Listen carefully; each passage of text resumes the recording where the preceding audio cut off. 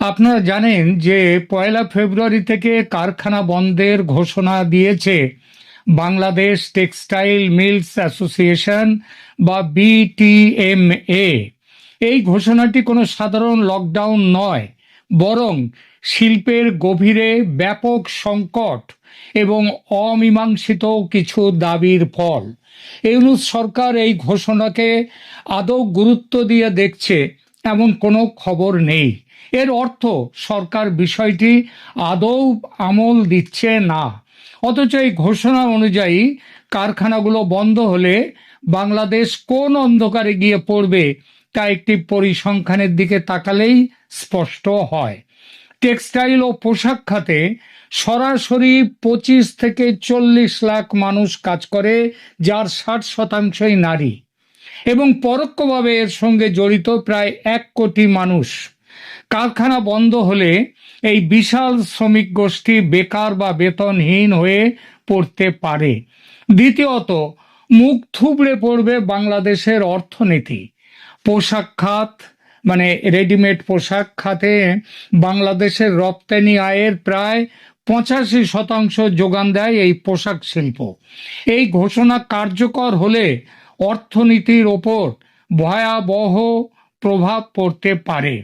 রপ্তানি ব্যাহত হবে, নিটওয়্যার ও তৈরি পোশাকের সাপ্লাই চেইন ভেঙে পড়বে, সময় মতো পণ্য সরবরাহ করতে না পারলে বিদেশি ক্রেতারা ভিয়েতনাম বা ভারতের মতো বিকল্প বাজারে চলে যাবে, ব্যাংকিং খাত ঝুঁকিতে পড়বে ও দেউলিয়া হয়ে পড়বে ব্যাংকগুলো। কারণ টেক্সটাইল মিলগুলো বন্ধ হলে বড় অঙ্কের ব্যাংক ঋণ খেলাপি হওয়ার ঝুঁকি বাড়বে, যা দেশের পুরো আর্থিক খাতের ওপর নেতিবাচক প্রভাব ফেলতে বাধ্য। এছাড়া বৈদেশিক মুদ্রার রিজার্ভ থাকবে না। রপ্তানি আয় কমে গেলে ডলারের বাজারে নতুন করে সংকট তৈরি হবে। তখন বিদেশ থেকে যে এনার্জি পারচেজ করতে হয়, ডিজেল, পেট্রোল, বিদ্যুৎ এবং অন্যান্য, তারা এই সমস্ত জিনিসগুলো ভারতে বাংলাদেশে আমদানি হতে পারবে না। তাহলে ফেব্রুয়ারি 2026 থেকে যদি পোশাক ও টেক্সটাইল খাতের এই শাটডাউন বা ধর্মঘট দীর্ঘায়িত হয়, তবে বাংলাদেশের জিডিপির ওপরে তার আঘাত আসবে। জিডিপি প্রবৃদ্ধিতে ভয়াবহ ধস নামার আশঙ্কা রয়েছে। অর্থনীতিবিদ এবং শিল্প সংশ্লিষ্ট বিশ্লেষকদের বিশ্লেষণ অনুযায়ী জিডিপি প্রবৃদ্ধির হার 2% নেমে আসতে পারে। কত বললাম? 2%। মানে সেটা একটা ভয়াবহ অবস্থা। শেখ হাসিনার আমলে বাংলাদেশের জিডিপির সর্বোচ্চ প্রবৃদ্ধি ছিল সম্ভবত 2018-19-এ। সেই সময় এটা ছিল 8.15%। 2024-এ তার পতনের সময় জিডিপি ছিল প্রায় 7%, 6.9-এর কাছাকাছি। বর্তমানে বাংলাদেশের জিডিপি প্রবৃদ্ধি কোথায় নেমে এসেছে জানেন? 3.9%। যেহেতু পোশাক শিল্প এবং এর সংশ্লিষ্ট খাতগুলো সরাসরি জিডিপির প্রায় 13% নিয়ন্ত্রণ করে, তাই এই খাতে উৎপাদন বন্ধ হয়ে গেলে জিডিপির হার আরও নেমে 1.5 থেকে 2% কমে গিয়ে 2%-এ নেমে আসতে বাধ্য। শিল্প খাতের প্রবৃদ্ধি দেখা যাক, যা হাসিনার আমলে ছিল 10%। ইতিমধ্যে ইউনূসের আমলে সেটা নেমে 1.4%-এ নেমে এসেছে। শাটডাউন চললে এটা আরো নেমে নেগেটিভ হয়ে যাবে। তৃতীয়ত, ধরুন পোশাক খাতের ওপর ভিত্তি করে বাংলাদেশের বৈদেশিক রিজার্ভ টিকে আছে। শাটডাউন কার্যকর হলে প্রতি মাসে প্রায় 3 থেকে $3.5 বিলিয়ন মূল্যের রপ্তানি আয় এটা ক্ষতিগ্রস্ত হবে, মানে বন্ধ হবে। রপ্তানি ডলার না এলে কেন্দ্রীয় ব্যাংকের রিজার্ভ দ্রুত খালি হয়ে যাবে। রেমিট্যান্সের উপরে আর কত চলবে? যার ফলে জ্বালানি ও খাদ্য আমদানির ক্ষমতাও হারিয়ে ফেলবে দেশ। এবং এর ফলটা কি? দেশের যে সেই চলার চাকা পুরো থেমে যাবে। টেক্সটাইল মিলগুলো বন্ধ থাকলে তারা ব্যাংকের ঋণ শোধ করতে পারবে না, এটা তো জানা কথাই। বর্তমানে ব্যাংকিং খাতে খেলাপি ঋণ অর্থাৎ নন পারফর্মিং অ্যাসেট, যে অ্যাসেট ফেরত আসছে না, সেই অ্যাসেটের হার কত জানেন? 35%। যা মানে এই উপমহাদেশ কেন পৃথিবীতে সব থেকে বেশি ঋণ খেলাপির দেশগুলোর অন্যতম এখন বাংলাদেশ। টেক্সটাইল খাতের 12 থেকে 15 হাজার কোটি টাকা ঋণ যদি খেলাপি হয়, তবে দেশের বেশ কিছু ব্যাংক দেউলিয়া হয়ে যাবে। এটা পুরো অর্থনীতিতে একটা চেন রিয়াকশন তৈরি করবে এবং জিডিপির প্রবৃদ্ধি পজিটিভ হওয়া তো দূরের কথা, দীর্ঘমেয়াদে নেগেটিভ করে দেবে।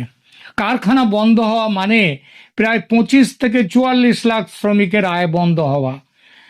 কেন এই সংখ্যাটা 25 থেকে 44? তার কারণ হচ্ছে যে এখানে বেশ কিছু থাকেন পার্মানেন্ট এমপ্লয়ি, বেশ কিছু থাকেন সিজনাল বা তারা সাধারণভাবে অদক্ষ দক্ষ সব মিলিয়ে, এবং সেই শ্রমিকের আয় বন্ধ হয়ে যাবে। পরোক্ষে চাপ পড়বে 1 কোটি মানুষের ওপর। এই বিশাল জনগোষ্ঠীর ক্রয় ক্ষমতা যদি হারিয়ে যায়, তাহলে স্থানীয় বাজার সেগুলো ধসে পড়বে, আভ্যন্তরীণ চাহিদা কমে যাবে, জিডিপি প্রবৃদ্ধির চাকা পুরোপুরি থেমে যাবে। এই বিষয়টি প্রথমে দেখি, কেন এই হঠাৎ বন্ধ করার ঘোষণা? এটা কি নির্বাচনের আগে একটা চাপ দেওয়ার কৌশল? আমার মনে হয় সেটা একটা কারণ হতেই পারে, কিন্তু তার থেকে যেটা বড় কারণ সেটা হচ্ছে মালিকদের এই কঠোর অবস্থানের পেছনে প্রধানত 3টে কারণ রয়েছে। মালিকদের সংগঠন বিটিএমএ, তার দাবি হলো বিদেশ থেকে শুল্কমুক্ত সুবিধায় 10 থেকে 30 কাউন্টের সুতো আমদানি বন্ধ করতে হবে। তাদের মতে সস্তা আমদানি করা সুতোর জন্য দেশের স্পিনিং মিলগুলো প্রতিযোগিতায় টিকতে পারছে না। বিদেশি ক্রেতারা বাতিল করছে এই সুতোর জন্য, খারাপ সুতোর জন্য অর্ডার বাতিল করছে এবং বিপুল লোকসান দিচ্ছে শিল্প প্রতিষ্ঠানগুলো।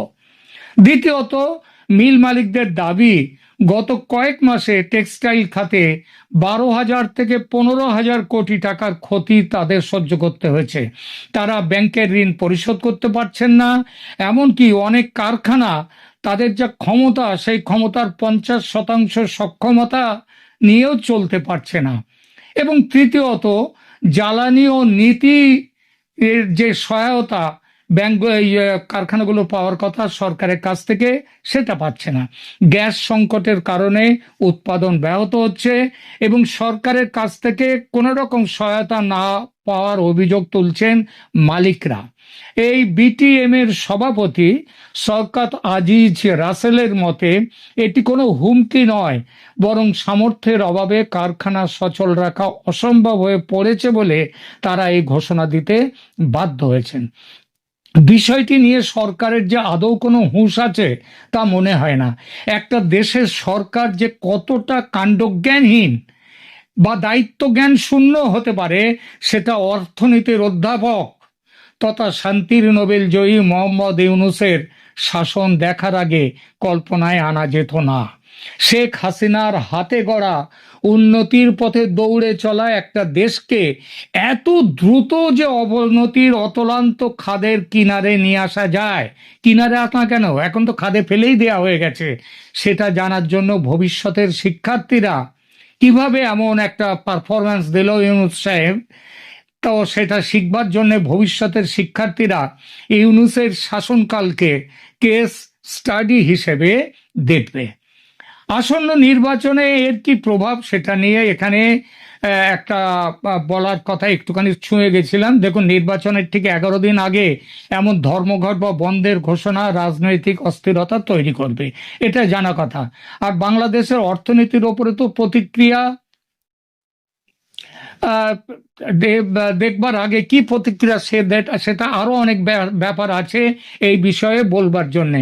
সেটা হচ্ছে বাংলাদেশের তৈরি পোশাক শিল্পের বাজার সেটা যে শেষ হয়ে যাচ্ছে, সেটা দেখতে গেলে আমাদের প্রথমে দেখতে হবে বাংলাদেশ তার তৈরি পোশাক কোথায় বিক্রি করে।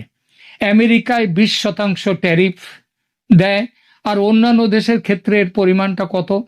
দেখুন, 2024-25 অর্থ বছরের হিসাব অনুযায়ী বাংলাদেশ প্রায় 39.35, মানে প্রায় ধরুন 39 বিলিয়ন মার্কিন ডলার মূল্যের তৈরি পোশাক বিদেশে রপ্তানি করেছে। বাংলাদেশে পোশাকের সবচেয়ে বড় ক্রেতা কারা জানেন? আমেরিকা নয়, যদিও আমেরিকার জন্য তো সব রকমের গল্প হচ্ছে, বা এত আলোচনা, এত চুক্তি ইত্যাদি। সব থেকে বড় বাংলাদেশ পোশাকের বড় বা ক্রেতা হলো ইউরোপিয়ান ইউনিয়ন। গত বছর রপ্তানি হয়েছিল ইউরোপিয়ান ইউনিয়নে 19.37 বিলিয়ন